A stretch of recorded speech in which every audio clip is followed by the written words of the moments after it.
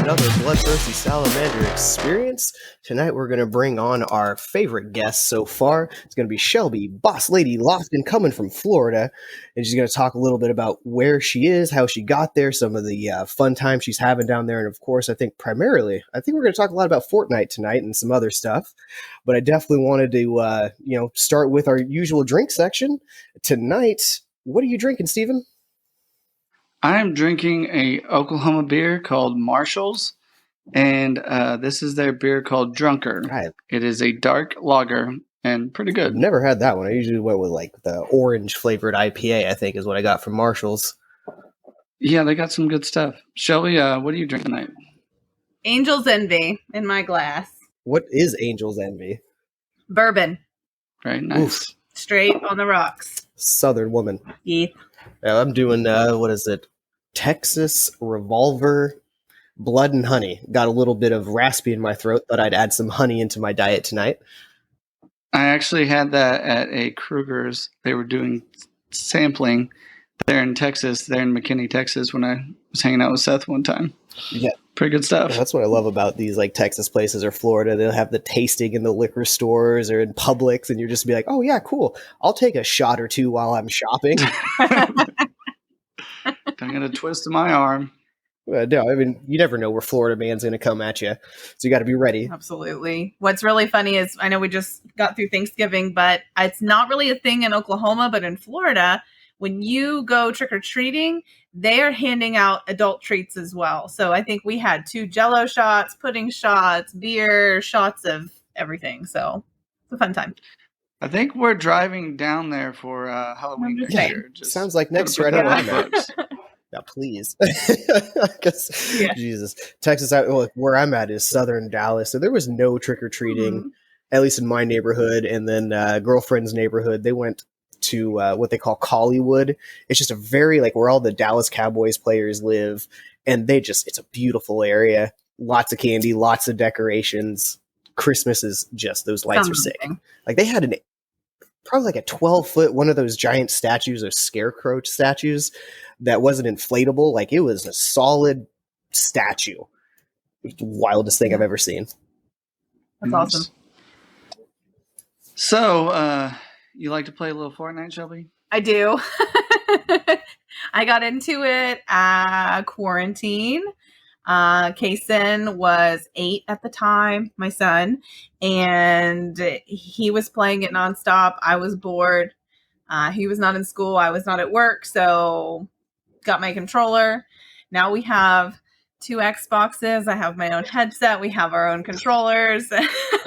Like, we used to split screen, and now I'm like, no. Get your own. Oh man, that's how I got into it too. I didn't even have an Xbox for years. Yeah. And then quarantine, I was like, well, fuck. Like, everything's closed. What do I do? Like, I need my social extrovert part met, and that, yeah.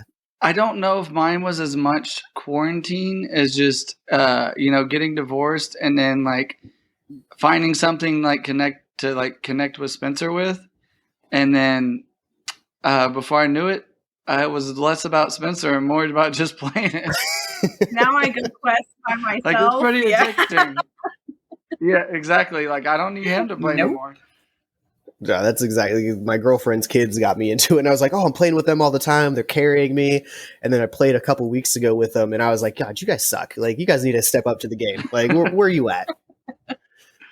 Yeah, me and Justin talked on I think our first podcast about like if we don't finish like top 5 and at least get 1 or 2 wins like in a night, like trash. It's like we Pure will trash. almost. It's trash, exactly, and we will almost play until we.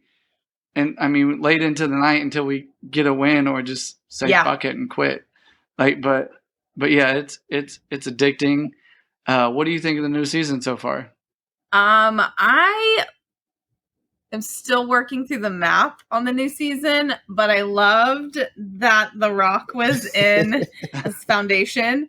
And I like the new skins. I do like the new map, but I'm still trying to honestly, I haven't even explored the entire thing yet. So what I found is I want to wear like a character that is white, because there seems to be so much snow, or at least the only parts I've discovered are snow only. It's like, if you're a black character just wandering around, or of any God, I have so many different ones. Color. Yeah, I got like Batman, got that. A lot of my stuff is dark. It's more of like that creepy Halloween sort of vibe on most of my characters, and they don't hide anywhere in snow. No, I had the Ariana skin, and she like glittered and was sparkling everywhere. And Kaysen was on my ass about it, and he was like, "Mom, you literally stand out. You got to get out of that." And I was like, "Okay." Yeah, and the map thing, and it's just crazy. It's so different. Like you're just trying to figure out where you're at, much less it's trying to shoot people or trying not to get killed or where to go next. Like I still have gray areas on my map. And everybody has a sniper rifle. Can I say too? I was about to say the shotguns are. I'm not a fan of the new shotguns. I don't know what it is about them. Get my ass kicked every time I have I don't know. Like bring back the combat, bring back the tacky wacky. Justin is a shotgun hater in general, but I feel the same way. The shotguns are trash this season. Yeah, I was shooting a guy. Like I literally. Oh my god, I don't know. I was very frustrated with the shotguns right now. So right now, Spencer has a theory with the guns that they give you that you don't need a shotgun in the season, and he may be right. That's what I've heard. They said get that MK, if that's what it is, the red dot Ultra one, and then just use that whatever variation. And I think the SMG is really upgraded in this one. Oh, so much. The SMG aims a lot better this time because before I wasn't a big fan, and I was an AR person, always an AR person. That's how I kill people as ARs or pistols. Same. Don't understand it. Halo life. The MK Ultra, I'm not a big fan of the recoil on it. I'm like, this is all over the place.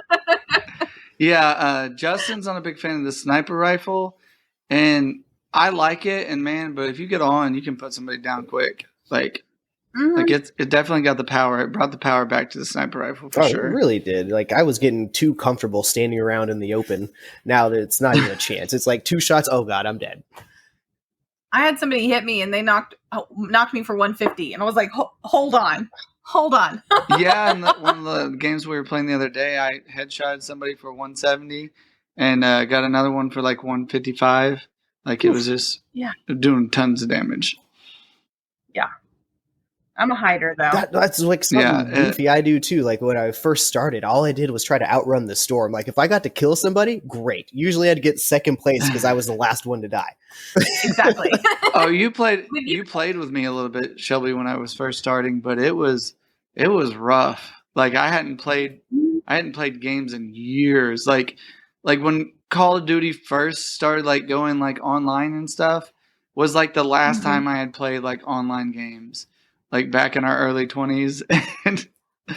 And so I don't think I've played since like Halo. I think I bought Halo Mario came out Kart yesterday. Woo, woo, woo, woo. It's true. It's true, but I'm with you. I was not anywhere gaming, no, but it really turned into like obviously an escape, but then a way for Kaysen and I to hang out because that's his reality now. No, it is. I mean, I know that's all Spencer wants to do. And now I got Houston a PlayStation 4. Spencer's he brings over his Xbox. So Houston's in his bedroom, Spencer's in my bedroom, and I'm in the living room. And we're all three on headsets and we're all three playing together. And it is so fun because like we won one the other day. And so like me and Spencer are obviously carrying the team. And but like we got down to the last guy and like Spencer, you know how Spencer does sometimes. He's off doing his own damn thing. And I was like, Spencer, I need you over here. And there was 3 of them. Actually, I think there was 4 of them. And it was 2 teams fighting each other. And I killed 2 of them. And then they had killed one of the others. So there's one guy left. And he's in these, and I don't got much health left. And he's in these like builds that they did.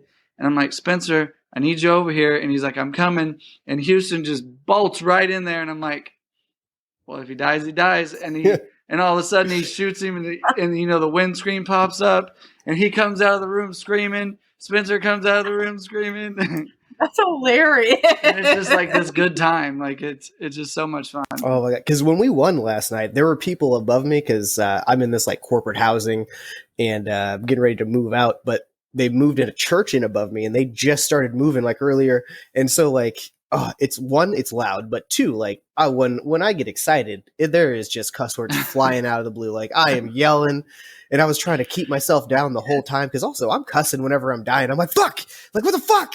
I'm just like yelling ridiculous, Yeah. and I'm like, oh, these guys are praying upstairs, and there's thin walls here. What? Yeah, when me and Justin win, I mean, we're like little fucking kids. We're like, fuck yeah. Like, yeah. Are you kidding? Yeah. I dance on them. And Yeah. like today, I got down to like top 5 and I had to go to the bathroom. And so I was like, Kaysen, I gotta pee. Take this remote. And so he took it and he got the victory for me. And he's like doing the Macarena on top of these things. And I was like, good job, thank you. But the problem is he was using my account because obviously skill-based matching, I'm not as good as he is. And so now, like my last 2 nights, I've been playing against, they're sweats. I don't know what else to call them. I sound silly saying it, but I was just getting my literal ass handed to me the whole time. I was like, this is not fun. I'm putting this down. So I think because of the new season, it's like brought some sweats back that maybe it kind of took a break because even we've been playing with Blake and just getting obliterated. Like he's been getting obliterated, and if he's getting obliterated, like, I mean, there's just no chance. Like you're not going to win. He's so good. He's the builder, good shot. Like you can't keep him down for anything. Yeah, really. And he's getting outbilled and outshot. Like, I mean, but he does point out that a lot of people use these devices you can buy, which like create this super assist, like aim assist. Aim assist. Yeah, you can buy it for like $90 or something. You can get one. I think I'm getting one for Christmas. I need it. I was just thinking that sounds like a great present for me so that I can be a little bit more competitive here. Yeah. Because when we play with him, I look and try to figure out, like, how does he know where everything is? And I think of myself before I became myself. And I was like, I was a lot more in tune to what was going on the screen and every little thing, and I could predict what was going to happen. Now I'm just, like, reactive. And it's just youth. Kid's fucking good. Yeah. The Rock, you brought up the Rock earlier, and I thought that was fantastic as well when they brought him in for that. And then talking about skill-based matching, you know, I can get all the skins in the Battle Pass because we play. And, well, Houston, like, I get him the Battle Pass, right? But, like, he's not going to level up and get it. But, like, I won't play, like, I won't let Spencer play on his, and I won't play on his because, like, yeah, if I could play on his and get him all those skins and stuff, but skill-based matching, like when he would play after that, like he would just not ever be able to do anything. Yeah. So it's kind of the skill-based matching kind of sucks for that because like he wants these skins, but you know you can get them for him, but he's not going to like the results. I know. That's I told Case that I'm like, you can't do this anymore because I just get annihilated. Like I've learned to build though. Like I can at least build to protect myself now and then switch back to my gun. But I'm like, I'm 34.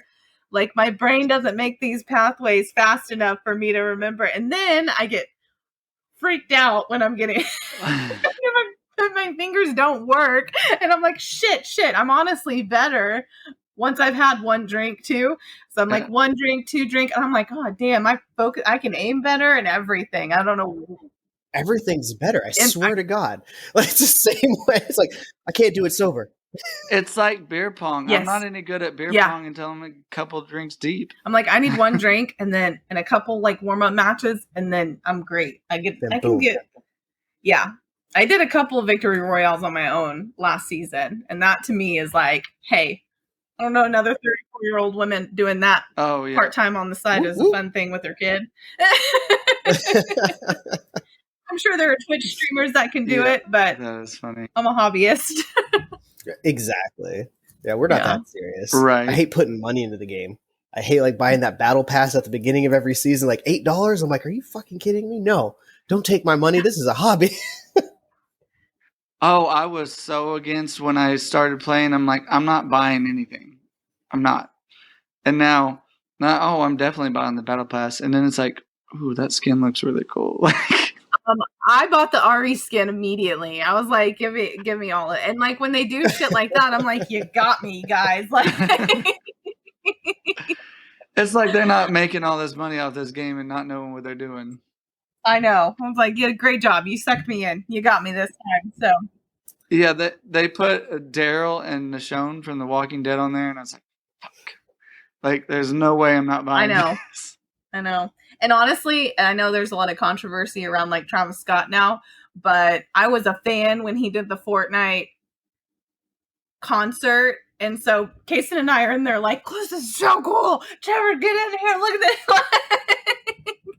His skin is still sick. I like it what he has on the back. It's like Cactus Jack sort of cross. Yes. Dude, it's sick.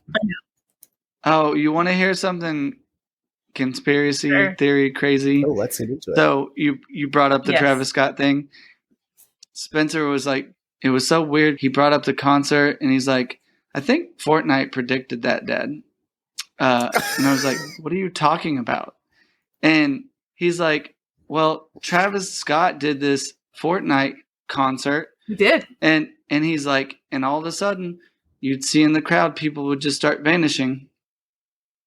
Holy shit. We're in a Matrix. And I was like, what? Stop it. He's like, yeah, in the concert, he's like, people would just start vanishing in the concert. I was like, that is some creepy shit. Now I gotta go replay because I don't remember, but I like even like live streamed that on my TikTok. I didn't see it, so I cannot like verify that, but like that is, you know, he's all about that stuff. How old is Spencer? He's 9. And 9-year-olds can point this shit out. Yes. Yeah, that's just, I mean, ironic, maybe. I was like, holy crap. Like, I think that's like the biggest thing, as a lot of people were saying, like, you know, why were kids at the Travis Scott concert in the beginning or in the first place? Like, why as an adult would you even take your children to that? And it's like, he's advertising to kids. I hate to break it to you. If you're in Fortnite and you're doing that, you're targeting children. They're going to be there. So that whole thing, tragedy. Right. Even if you don't realize that it's targeting little kids, like it is. Right. And, you know, because if Fortnite reaches out to you and like, hey, we'll give you a bunch of money and do this. I mean, you're going, okay. Right. Hell, he probably plays Fortnite. Like, absolutely. The algorithm, or not the analytics will show exactly what the age is, who is all, and they know exactly who their target audience is. So he knows. Like those who are like complaining against it are like, oh, ma, why would that be? Blah, blah, blah. It's like, you don't know what these kids listen to. Like talking with Blake and his whole fucking crew. These fucking 14-year-olds are way more advanced than I am now. And I'm like, what the fuck? Yeah. Like, okay. And just exposed to so much more. Yeah. Like, so much more. It's just like, it's too much sometimes. It really it's like, is. We can't be having this conversation with you. You are not of age. Oh, but that's the thing. And I am a little bit, I don't want to say an extreme parent, but I'm very like laid back in that I would rather be the one that teaches Kason about the world than the world teach Kason. And so, and I virtually school too. So he only has his like virtual, he has a few friends close by that will go on play dates and birthdays and stuff like that with, but he is very much in the virtual world with all of his friends. And I have to monitor him, but he knows about a lot of stuff. I mean, the other day somebody said something about Coke and he was like, yeah, it's white. And I was like, hold on. Like, hold on a second. What the hell is going on here? And I'm like, okay, so we don't do drugs. And no, as long as you give them the avenue to ask, it's a cool thing. Because it was the same with me. I was definitely introduced to shenanigans very early on. But I at least had like somebody to ask about, like, if I wanted to say, oh my God, I'm high or blah, blah, blah. I'd be like, well, let's dissect that. Like, what do you mean you're high? Like, what are you high on? Weed will give you this high. Coke will give you that high. Crack you don't even want to try. You know, so I feel like you can nurture it. Justin, you and I left school one time, left volleyball practice and went and got high in high school. I don't know if you remember that. That is like the most Justin story ever. Hey, he was a volleyball trainer and I don't know what we were doing, but we were like, let's go. And we did. Dude, let's do it. Because, dude, he knew, because what Brian was a cheerleading assistant, like, he helped us get these bullshit senior level, like, waste of time end of day stuff. So it was like he knew. He got on to me for not doing enough. And I was like, what the fuck do you guys, they could take care of themselves. The fuck? Right. Leave me alone. Yeah, and I think you witnessed my ankle injury. Yeah. And traumatized personally by it, but that's okay. Yeah, I was about to say, I was like, I think you were the one that said how my foot turned up. I don't know. Yeah. And I went into shock after that. So I'm like, you witnessed one of my most traumatizing injuries in school. And I met my husband. Well, not met. I knew Trevor, obviously. But that's where Trevor and I started our relationship, was at your house. Yes. Magical times. That's right. I remember that now. What is it with Trevor and starting relationships at house parties? I know. That is how me and Trevor met. Yeah. We met at a house party, and That's what we did. Sitting up till like 6 a.m, talking on a porch. And oh God. I guess take the sex out, and you got me and Trevor. Yeah. No, I made him wait. I made him wait. Okay, I said you're gonna wait 2 weeks at least. Yeah, but that was 2005. Not aging ourselves at all. No, we're not old or nothing. Yeah, whatever. No, just crazy. Literally just crazy. Yeah. So I feel half the time. Yeah. Yeah, because I think about that stuff now, and I'm like, would you let your son do that shenanigans? No, I mean, I don't know what I'm gonna do except for maybe be the one that's having the house party. Like because you were the safest one, you weren't leaving. Yeah, I mean that's true. I don't know that he was the safest one, but he was definitely at home. Right. Yeah. God. We've talked about, we won't drop any names, but just recently talked about just some of the different crazy things that have went on at his house back in the day, and it's just. I'm there very often. I know that. I was only there, I think, after graduation. Honestly. Well, there was like you, me, Brian, and random fourth party would have our Friday movie nights where we drink Bacardi-O and just pretty much just drink and chit chat till like 11. Then it's like, all right, cool. We all drank a bottle of booze. Good night. Bye. Learn to drink and drive before 18. Enjoy. Listen, I literally was talking about that on Monday night with a friend. I'm like, I was 16, and I think about the things that I did as a 16-year-old. Your dad would have kicked your ass if he didn't know that. Oh, I know. But he was like, he claims now, he's like, I knew what you were doing the whole time. And I was like, the fuck you did, Dad. You would have killed me if you would have known everything that I did. But so, I lived east of Claremore on Highway 20. So I had to go over the turnpike to get home. And I had been drinking like Rolling Rocks at the lake, at Claremore Lake. Oh, goodness. Oh, man. And I literally couldn't make it home, though. Like, I couldn't make it home. I was about to pee my pants. I almost peed my pants in my car. I had to go to the bathroom so bad because I don't know how many beers I had had. And I literally stopped and peed on the overpass for the turnpike. And like, how did I not go to jail? What the fuck was I thinking? I have a similar story. We were at, do you remember Jace and Josh Marshall? Yes. And Josh's cousin had that house there off of Blue Star. Yep. And we would I was go there to a those few parties. times. Yeah. Yep.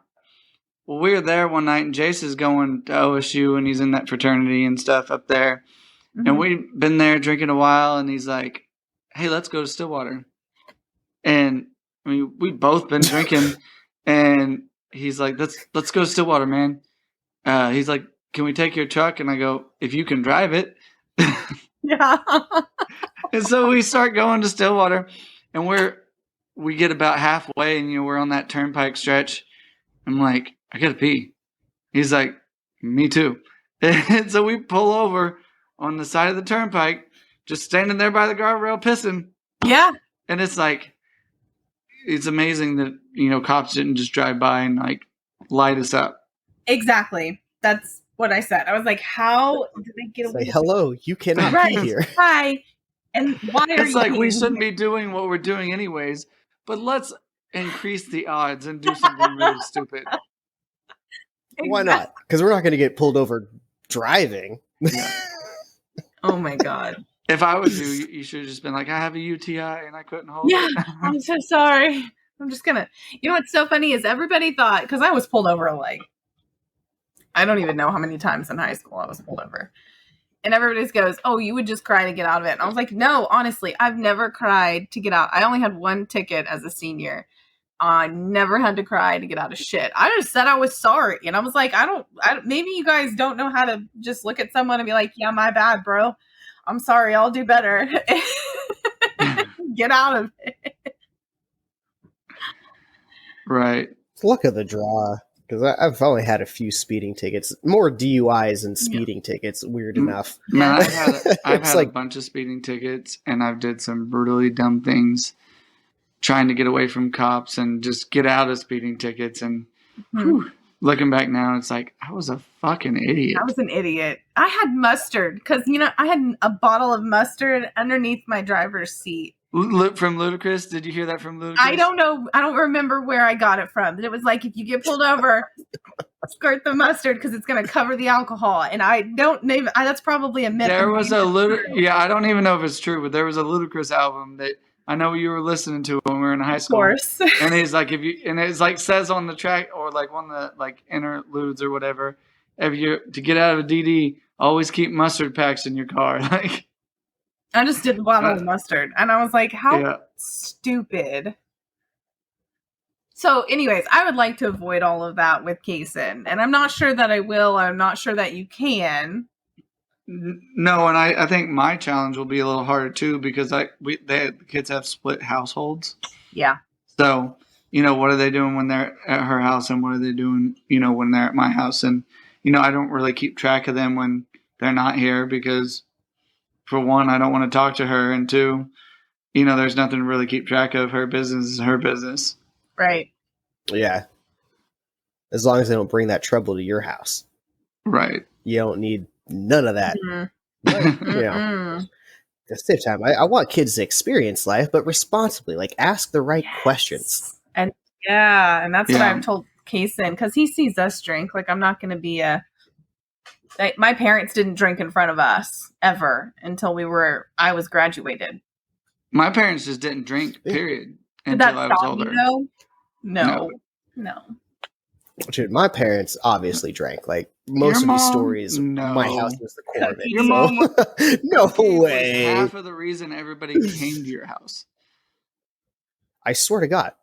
Like, if I had a party without her, I don't think anybody would have come. They'd be like, underage drinking is cool, but... For a while after high school, I would just stop by his house randomly and talk to his mom. It's right. Like, just hang out with Cookie. And there would be other people there randomly when I would show up. Same thing. Yeah, she became friends with everybody. Yeah. I think that's amazing, though. But that's kind of the thing. I'm like, it didn't stop me. So now Kaysen sees us. We go out on the boat. We drink here. We do all of that. And I try to show him that you can still be responsible and successful. Just be wise about it. Be responsible. Yeah. Yeah. Well, it's an interesting thing. Like with Brian, our previous guest, he had talked about he hasn't had a drink for almost 2 years this Christmas. Mm-hmm. And he and his kids are all more involved in the cannabis life. Like, they will smoke weed everywhere around him, teach him about it and everything. Like, what is your thoughts on weed versus drinking in front of your kids? Hang on before you start. This opinion has changed a lot. Yes, it has. It absolutely has. So let's see. I, in high school, obviously smoked weed. And then once I became responsible, and I did go to ORU, so I couldn't really do a lot of anything at college. You really went to ORU? I really did for 2 years. Oh, my goodness. And I was on scholarship and then left because my college coach, I had a lot of injuries, but I had a really shitty college coach that I was in the shape of my life. And he said, you need to lose 10 pounds to keep your scholarship because that's why you're having all of these injuries. Come to find out, after I advocated for myself enough at the age of 30, I found out I actually have a hip disorder. So my I say I have big balls, but my femur heads are literally too big for the sockets. So I've already got arthritis in my hips. And so when I was playing soccer, it was bursitis, IT-band syndrome. I have a bulging disc, so I had sciatica. I got my teeth knocked out, all of that. So I left ORU. Yeah, so your injuries were literally for somewhat out of your control. Absolutely. For sure. Yeah. Like had nothing to do with what shape you were in or how you were treating your body. It was going to be that way one way or the other. Right. And that's probably one of the most damaging. I always had issues with weight because I've always been bigger, even when I'm in shape. I'm a big woman at 5'8.5". Everybody thinks I'm 6 foot tall. 5'8.5". It's the attitude. It's a personality. I guess because they're like, no, you're 6 foot tall. And I'm like, I'm not. And I'm not. It's like, actually, I'm 7 feet. I don't know where you're missing. And I have giant balls. Right. I have giant balls. Watch out. No. So that was one of the biggest things, struggling with that. And so I bailed after 2 years because I was like, this shit's tight. There was a lot of sexual assault happening there and rape. And it was gross. Like, you don't think this stuff really happens. I was at ORU. It happens. It happens. That's wild to think about. For viewers out there, ORU is a Christian school in Tulsa, Oklahoma. Private evangelical, ran by it was Richard when I was there, but Richard Roberts. But that being said, I was still with Trevor at ORU, and he lived with guys, and there was always weed and drugs and drinking around and all of that. And I really took on a huge stance of it's illegal. And I don't want to be around it, and I'm not going to do it. And I couldn't for jobs and works and all of that. But now, moved to Florida and then was really educated about, I feel like it kind of goes hand in hand. Like when I was leaving, I was about 28 and I had this like epiphany moment where I looked around and I was like, is this it? Is this all life is? And then I really was transitioning from employee minded to entrepreneur minded, owner minded, and then I don't want to say breaking out of the matrix, but then like really looking at what's going on around me, how I'd been programmed, what had been taught and ingrained into me that was out of my control, that may not actually be true. And so then I learned like the big pharma and this and that and the benefits and its medicine and so on and so forth. And moving to Florida, I got my medicinal card after about a year, I think. Was starting the businesses and all of that. Had I not had it, I'm not sure that I would be where I am today. Love it. I would rather do that than drink. Yes. I'm 100%, but I can't because until it's legal federally, like my job's going to say no. So right. And you still operate heavy equipment, so I don't know if it would ever work. Well, if you don't smoke that day, like I could go home after work and smoke and be totally fine to operate heavy machinery the next day. Yeah. True. It's that funky loophole because it's like you can still drink no matter what the fuck you do. Yeah, I can go drink until 4 a.m. and roll out of bed half hungover and go to work. It doesn't make sense. Yeah. And that's what kind of just drives me up the wall. And it kind of goes along with, being from Oklahoma. And I call it like a small town mindset. But there's a lot of small town, like Bible Belt, nothing against religion. It's not for me. But it's like, this is wrong because of this. And it's like, how is this any different than a man-made chemical that can be twice as addictive and 10 times harmful? Correct. It literally, like, you guys don't have the ability to, and I don't even want to say like open your mind and think about it, but that's honestly what changed for me. And I will say now, and hang on, sorry to cut you off, but I just want to like emphasize on the epiphany you had, because you and Trevor were look down on people. Oh yeah. Feel about it way when it came to marijuana. Right. I remember smoking at the lake house one time and you and Trevor were there and Trevor's just looking at me and like shaking his head in disappointment. I can't believe you do that. It's like, bro, we're out here having a good time. And now even Trevor smokes weed in Florida. Right. So Yeah. it's been a huge shift for not just you, but Trevor as well.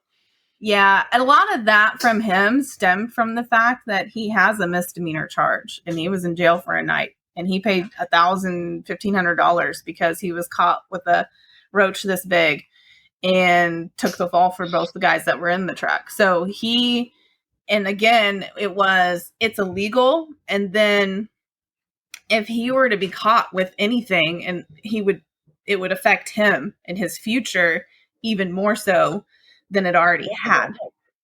More so now, he has so many more like irons in the fire, so much more progression. Because it's the same. Like for me and the different things is like I have such a adverse risk. I don't know how to use that together, but like I will not do something because it's like, well, nope, been there, done that, not even close, not even in the realm of shit I'm gonna get into. Because fucking A, I'm 34 years old and I haven't been to jail in like 15 years. And oh my God, it's because I just say no, run away, divert, have that judgment because it serves me well. And it's like, it kind of sucks here and there. But then it, like some people tell me like, oh my God, you're changed. It's like, yeah, because I've been to fucking jail. Like I'm not going back there. Like I'm traumatized by hearing the sound of those doors close. Like shit fucking is my nightmare. So I am never going back there. Yeah, and then you fucked up in Rogers County, so they put you through the fucking ringer. Yep, that's where he has charges too. Yeah. It literally still affects him to this day because he tried to get his concealed carry. And it was a fucking roach this big. It's nothing. Misdemeanor and, like possession and charge. 1 day in jail, like so little, so minute, and it affects so many large things. And it's just weird. Like I feel like the DUIs don't even affect you that much. Like I have a few, and doesn't affect me as much as the one time I got caught with possession. It's like, oh my God. Right. Oh shit, I was carrying her. I was a dumbass. Well, I mean, if you look at, and it's starting to change a little bit now, but take this in perspective. Most of the time, if you get caught with, some, decent size of marijuana, you're likely to end up get more of lengthy charge than you will with rape. So fucked up. And that is like mind blowing. Because doing drugs doesn't make me dark. Right. No, look at music and art and shit and how much drugs they were on to create all that shit. Like, well, and that kind of goes into it too. Like I've had a diagnosed anxiety disorder since I was 9 years old. And so when we moved here from Oklahoma to Florida, and we had our nest egg, but we were using that. We took 6 months off. We got our licenses here. We were starting these businesses, but that nest egg, even being 6 figures, it doesn't last. Not when you're moving across the country, not when you're starting a freaking brand new life and starting over. And so starting businesses from cash, like we didn't take on any kind of loan or anything like that to start the businesses. But also very much anxiety inducing. And 2019 was probably one of my worst years ever. And I don't talk about it. I lost like 25 pounds because I couldn't eat and I was throwing up because my anxiety was so bad, because I didn't know what I should be doing, if I was doing anything right, if I was doing the right thing, if I was failing, if I was going to end up paycheck to paycheck or bankrupt and divorced. Like I had no idea what the hell I was doing. And the weed helped in that. I was able to get rest at night, and it didn't keep me asleep, but I was at least able to rest long enough. Yeah, no, you will find your favorite thing. And our favorite thing were cookies. So I didn't keep losing weight. And so it really helped. Now, though, I will say I also had a spiritual awakening kind of in the mix of all of this too, with lots of experiences that I can't explain. But now I can't really use it because it triggers my anxiety, and I can tell how it affects my mood the next day. But that's because I have an anxiety disorder. I know that's not the same for everyone. Well, and you're cognizant about the changes and how it affects. Like that's cool. Like I feel like with alcohol, it numbs all that sort of realization and feelings that you would have from one day to the other. You just don't think about it like that, but also it doesn't allow you to think about it. I feel like it just really inhibits those inhibitors to be like, oh, hey, I'm drinking because, oh man, anxiety. And then the next day it's like, oh, I feel like shit and I still feel like shit and I should and I should and I should. So you're shooting on yourself more than you're like understanding why you felt this way, what you took to get feeling better, and why afterwards you still feel even worse then. Right. And that's where I think is really cool on the education of it's also the progression of cannabis just in the whole nationwide sort of thing, that it's an education thing, because growing up in the Bible Belt, like, what the hell do we know? Right. We just know that weed's bad. But we drink as much as we want and make as much fucked up decisions as we want. And it's okay because that's kind of legal. We didn't kill anybody. It's alcohol. Yeah. That's legal. That's what we've been taught in school. I can't. But you smoke weed and cause no issues and kind of like look into yourself, have awakenings and understandings about like how or why I got here and what it affects me in the next coming. Well, that's looked out upon, right? And I'm not promoting anybody get behind the wheel on anything. But if I'm going to have somebody out there behind the wheel on something, I would much rather it be marijuana than alcohol. You know their asses are going slow. Yeah. Oh, yeah. Yeah. Slow and careful. We're just chill. Yeah, and they're just like zoned the fuck in. Yeah. Music might be blaring, but they are so focused on that road. Right. That's the thing. And I actually saw like a really profound statement that goes along with like the spiritual thing. And I think that, don't get me started on like vegans and all of this, but I feel like even plants have some kind of living essence to them. And so the thing that I read was that the plant knows when it needs you or when you need it, and it knows when you're ready to move on from it too. And so like it's the force. It's the force. Brian had talked about, we have the cannabinoid system, and some people are balanced in other areas, and you can actually smoke too much and you'll have to detox because you're saturating that system that's already in your body. Some people have deficiencies and they need that in order to balance themselves. So kind of what you're talking about, I feel like that's more the technical term of what he was talking about, and kind of exactly what you were talking about. Right. And now I participate randomly. I forgot. I accidentally bought. I sound like a total pothead when I say this, but I bought too much, and then I didn't need any for like months, and then my card expired, and so I was like, well, shit, now I'm out and I gotta go get my card again. But like one of my most favorite things to do while I was trying to survive that period was to get a little high and watch One Strange Rock. And it's like nice. It's narrated by Will Smith, and it's astronauts talking about the Earth. And I will literally just sit there and just be in awe and like get teary eyed and shit. Yes. I'm like, oh my god, this is so cool. My mind is blown right now. I think so. Oh man, I love that. That's funny because when I was like 25, 26, living in Broken Arrow with Mikey. I would literally get off of work. I was working in Muskogee, hit the turnpike, drive home, swing by Cane's and Walgreens, because it was right around that time that they were selling the Easter egg Reese's. Yes. I'd go home, light up a big bowl, and just watch. I think I was watching Weeds at the time. I think the show I was on. But I just come home, sit on the couch, relax, and just eat that whole bag of Reese's plus the Canes and just watch TV. It was great. Very relaxing. Thank you so much for tuning into part 1 of our interview with Shelbi Boss Lady Loftin from the Bloodthirsty Salamander Experience. We're signing off. Be sure to tune into part 2, which is now available. See you then.